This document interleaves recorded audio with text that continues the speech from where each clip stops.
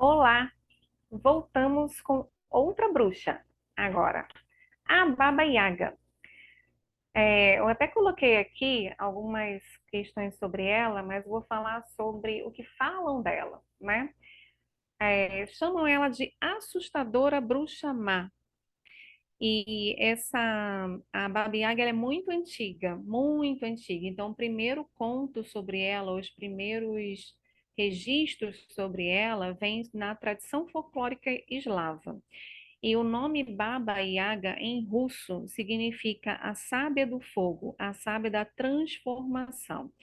Bruxa significa mulher sábia. E nesses contos antigos, né, ainda quando era bem na tradição folclórica mesmo, ela tinha, a Baba Yaga tinha várias interpretações, né? Então, em alguns lugares ela é uma protetora, uma deusa boa, e em alguns outros lugares ela tem uma outra interpretação, que ela é má, cruel, que ela come criancinha, enfim. E a gente vai falar um pouquinho sobre essas características, né? Então, em sociedades matrifocais, né, há mais de 5.000 anos, principalmente, já falei um pouquinho, né, lá no nosso primeiro encontro.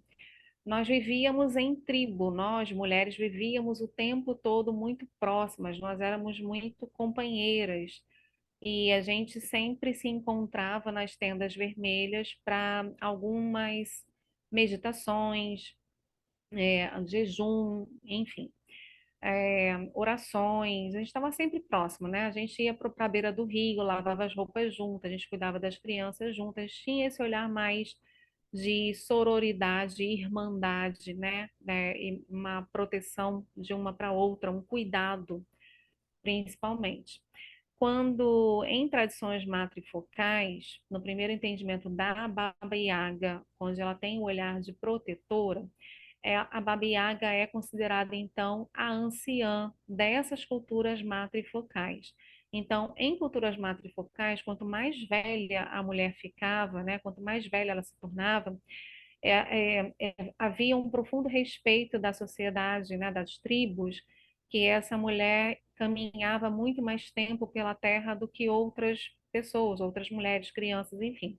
Quanto mais tempo essa mulher caminhasse na terra, mais sabedoria ela acumulava, né? E como ela já estava envelhecendo, ela já tinha passado por muitos processos do nosso próprio ciclo menstrual, até que chegasse a menopausa dela, mas principalmente ela estava já acostumada nos processos de cura da própria tribo, então ela participava como benzedeira, curandeira, parideira, rezadeira, tudo era, ela já tinha essa experiência, né? E foi criando uma mulher muito mais sábia, quanto mais velha, mais sábia, mais bruxona.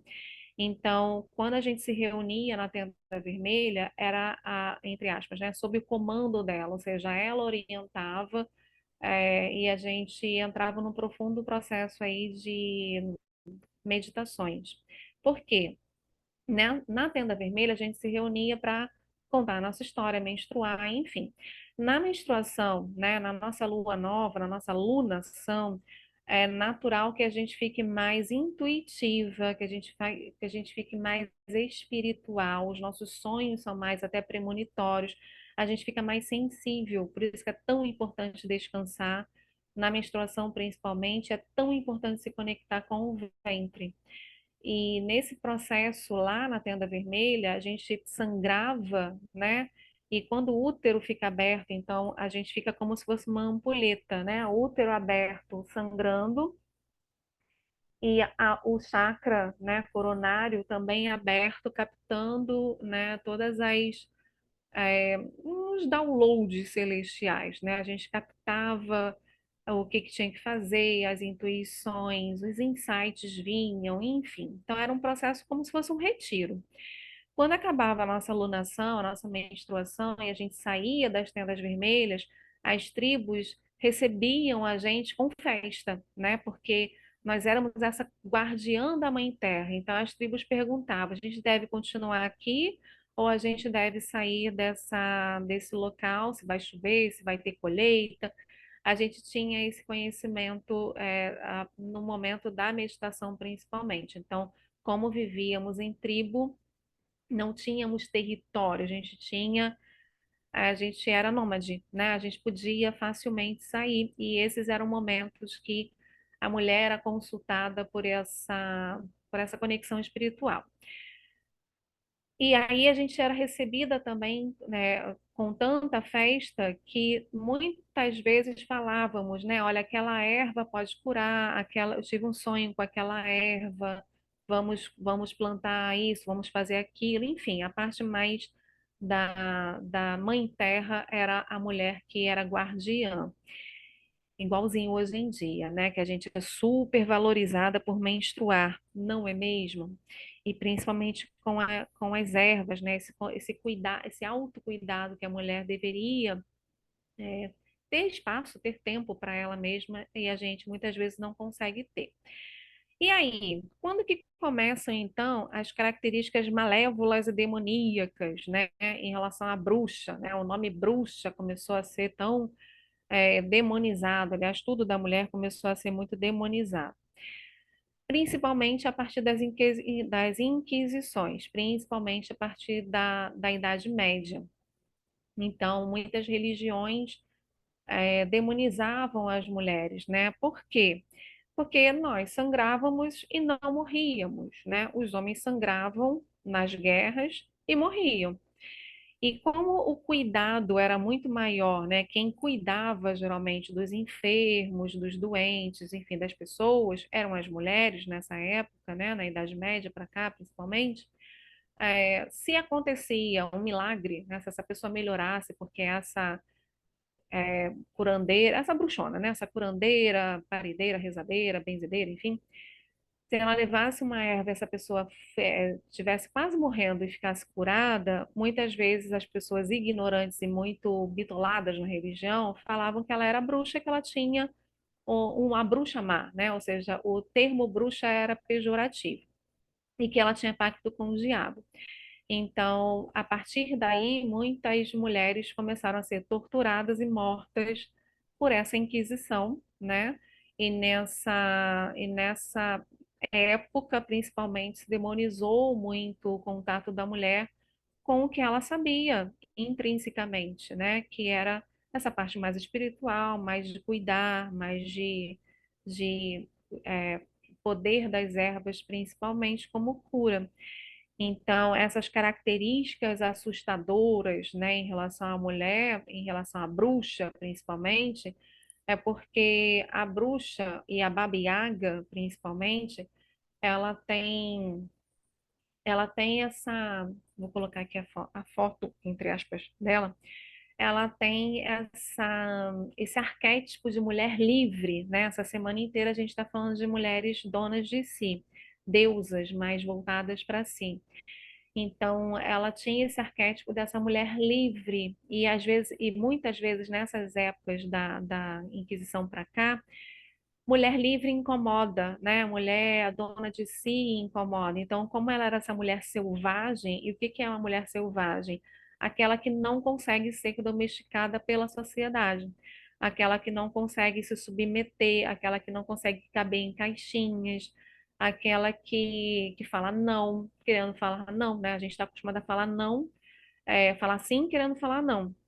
E ela se bancava, se sustentava nessa energia de dona de si. Então, a cultura patriarcal faz muitas vezes a mulher se submeter o tempo todo, né? Ficar muito no papel de servir, de cuidar, de maternar, de ser boazinha, de ser salvadora. Aquela famosa frase, né? Bela, recatada e do lar.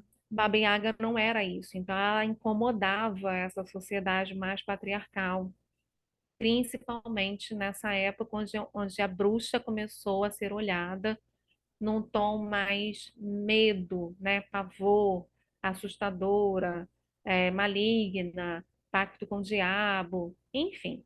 Então, continuando a história dela, eu vou trazer aqui o conto da Vassalissa, que está até aqui nesse livro Mulheres que Correm com os Lobos, que é onde fala-se muito sobre a Baba Yaga, né? Então, Vassalissa era uma menina que perdeu a mãe. A mãe ficou muito doente e faleceu, né? Veio a falecer, mas antes de falecer, a mãe chama Vassalissa no leito da sua morte e fala: Filha, eu trouxe uma bonequinha para você, eu vou te dar uma bonequinha para você sempre lembrar da sua mãe.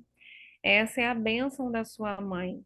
Mas você precisa, até para não esquecer de mim, da minha conexão com você, a partir de agora você sempre vai alimentar, porque a mãe vai embora, e você sempre vai alimentar então sua bonequinha e protegê-la, né? Ninguém podia saber que essa bonequinha existia. Então, Vassalissa coloca a bonequinha dentro de um bolso do vestido dela, e aí a mãe morre, né? E aí passa-se um tempo.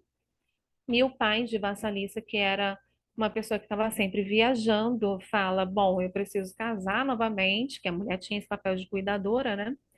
Eu preciso casar novamente para alguém cuidar da minha filha, porque ele vivia viajando, enfim. E aí ele casa com uma mulher também que tinha perdido o marido e tinha duas filhas.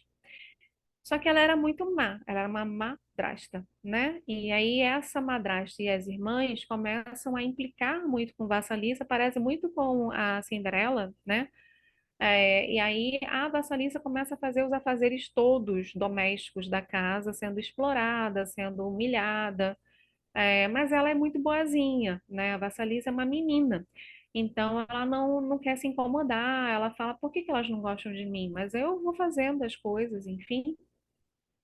Até que em algum momento a madrasta e as irmãs começam a armar algo para que ela corresse um risco de morrer, né? E aí elas apagam todas as lanternas, o fogo, né, das velas da casa, sabendo que seria muito difícil conseguir, né, naquela época, fogo. E também sabendo que para conseguir fogo, a vizinha mais próxima era a Baba Yaga, que era temida, né, assustadora, ninguém chegava perto dela, ela tinha essa fama de comer criancinha, enfim. E, e aí elas apagam o fogo da casa inteira e a madrasta fala: você vai ter que ir lá, porque essa é a sua função da casa, você vai ter que ir lá na floresta, lá no dentro da floresta, pedir para Baba Yaga fogo, porque a gente vai morrer de frio aqui, né? E aí Vassalissa pega a bonequinha e, com muito medo, alimenta a bonequinha, porque a mãe dela falou que essa era a bênção dela. E as duas, né, a Vassalissa e a bonequinha, vão para dentro da floresta procurar a casa de Baba Yaga. E aí, muito para resumir, ela encontra a casa de Baba Yaga e aí a Baba Yaga pergunta: O que que você veio fazer aqui? E ela fala: Vovó, eu vim pegar fogo, a minha casa apagou. E aí Baba Yaga fala uma coisa muito interessante que ela é meio assustadora, mas ela também instiga, né? Ela fala: Por que que eu deveria te dar esse fogo, criança imprudente? E aí Vassalissa fala: Porque eu estou pedindo. E aí ela fala: menina esperta, tá, eu vou te ajudar em troca de que você faça alguns afazeres aqui em casa para mim. E aí, quando você acabar de fazer esses afazeres domésticos, eu libero você. Como ela já estava acostumada a fazer, ela falou: Eu topo, né? E aí ela entrou, embora com muito medo, porque a casa realmente era muito assustadora, a Baba Yaga era assustadora. E aí ela começa a fazer os afazeres, só que ela começa a perceber que os afazeres são enormes. Então é separar o milho bom do milho ruim, é fazer comida para Baba Yaga que se alimentava muito abundantemente, né? E aí Baba Yaga começa a ficar intrigada, porque ela faz as coisas que são muito quase impossíveis.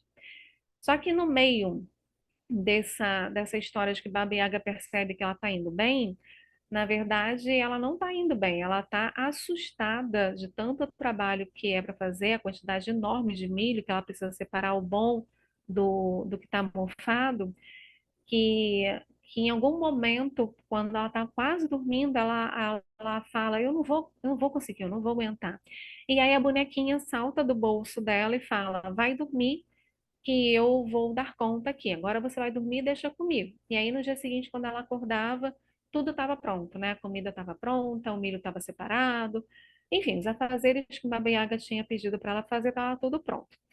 E aí Baba Yaga fala, uai, né? Como que você consegue fazer tudo isso? Menina inteligente, esperta, como é que você está conseguindo fazer isso? E aí ela fala, como que você conseguiu fazer? E aí ela fala, com a bênção da minha mãe. E dizem que neste momento Baba Yaga fica furiosa e fala, eu não quero saber da bênção da sua mãe. Eu não quero bênção na minha casa. Vai embora agora antes que eu me arrependa de ter trocado o fogo com você e mate você. E aí ela vai embora correndo, Baba Yaga dá o fogo que ela pediu e dá numa forma de, aqui ó, dá numa forma de cajado, né, com o crânio, com dentro desse crânio, como se fosse uma lanterna com carvões pegando fogo. E ela volta para casa dela, a casa aqui atrás é a casa de Baba Yaga e esta é Baba Yaga, linda, não é mesmo? E aí ela volta para casa e quando ela volta para casa, ela percebe que as irmãs, as irmãs não, né? As filhas da madrasta, enfim, estavam ainda tentando colocar, acender novamente o fogo da casa, enfim, e não conseguem. E aí ela fala, eu consegui, Baba Yaga me emprestou a fogueira não, o crânio, né, com a lanterna, com os carvões, enfim, conseguimos, deu tudo certo. E aí a madrasta fica, né, ainda olhando para ela, mas o mais assustador mesmo está o crânio olhando para a madrasta fixamente e olhando para as irmãs fixamente, tão fixamente que elas começam a pegar fogo e no dia seguinte elas estão reduzidas a pó, a poeira, né, a cinza, a poeira não, as cinzas, que elas pegaram fogo. E aí, qual é o entendimento dessa mitologia, né? Os entendimentos que estão por trás desses arquétipos? O que que a gente entende por Vassalissa, né? A nossa menina inocente que deixa as pessoas fazerem o que quiserem com ela, né? Isso aí está muito relacionado à nossa síndrome da menina boazinha e da menina salvadora, né? Que a gente já falou um pouco sobre isso, mas o quanto que o fogo, né? O fogo tem um significado de poder pessoal, de entusiasmo, de energia vital. E muitas vezes a gente dá nosso poder pessoal na mão do outro e o outro quer destruir a gente, o outro não é confiável, o outro quer matar a gente. Esse é o primeiro gancho, né?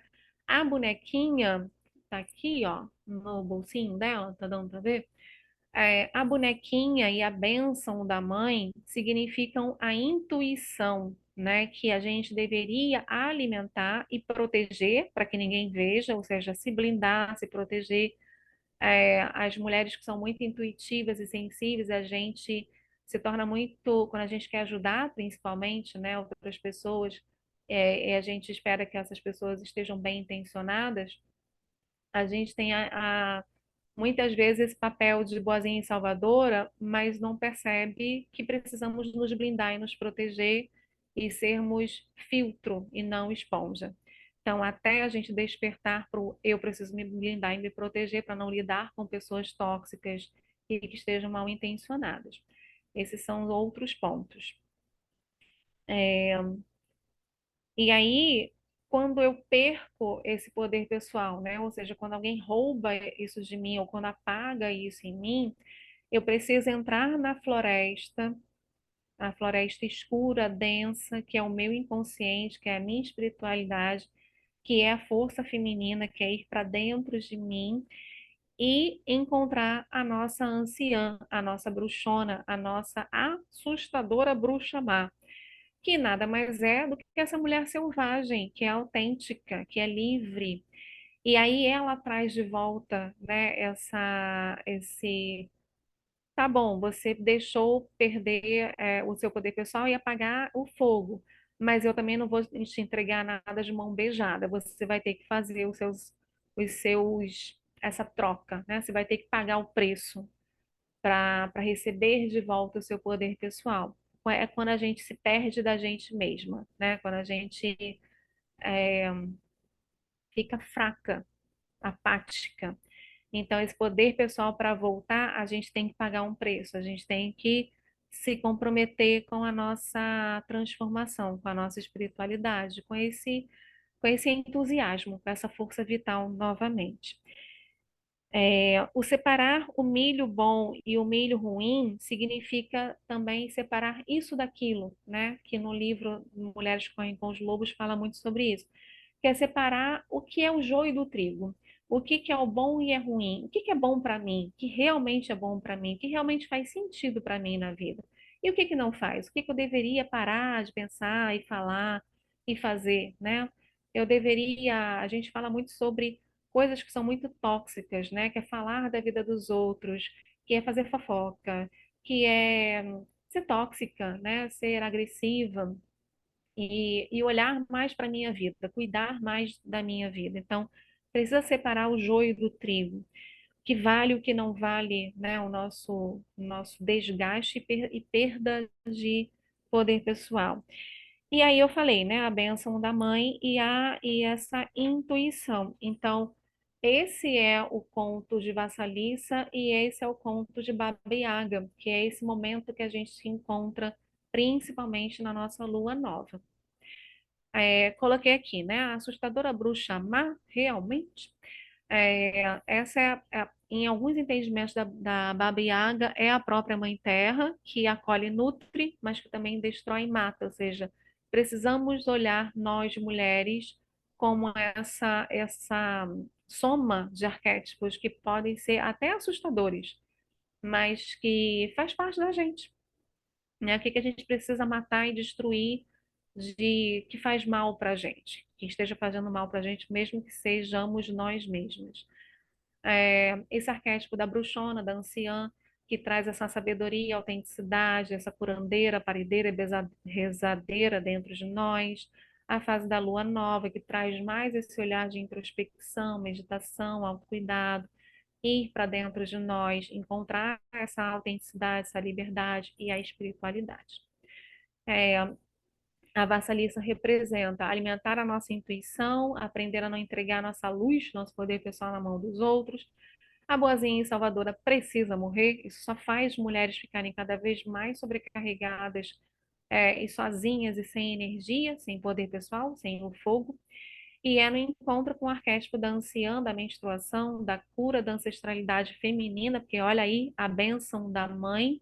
Precisamos sempre curar nossa mãe, curar nossa relação com a mãe. Precisamos receber a bênção da nossa mãe, para que a Baba Yaga realmente fale: tá, vamos ver se eu quero devolver, se eu quero te dar o meu fogo, né? Vamos ver se você merece que eu te dê o meu fogo. Então, são esses encontros que, principalmente na lua nova, e muitas vezes nesses momentos que a gente se perde de nós e está apática e sem vida, que a gente precisa encontrar essa anciã, essa bruxona, essa senhora tão sábia que existe dentro de nós, do nosso inconsciente. Gostaram? Espero que sim. Amanhã, então, a gente volta com uma outra deusa e a Baba Yaga. A gente trabalha essa semana com essa renovação e com essa volta ao nosso poder pessoal. Espero que vocês tenham gostado. Um beijo. Até amanhã.